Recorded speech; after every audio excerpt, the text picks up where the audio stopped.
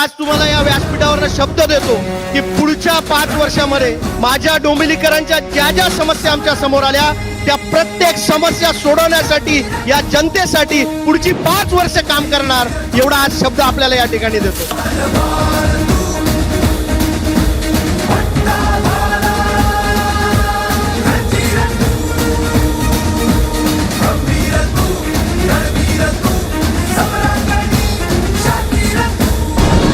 जमलेल्या माझ्या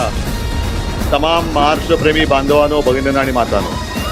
सिंहगिरीचा फत्तर फोडून जन्म आला लागा तू, निधडी छाती कोट स्वराज्या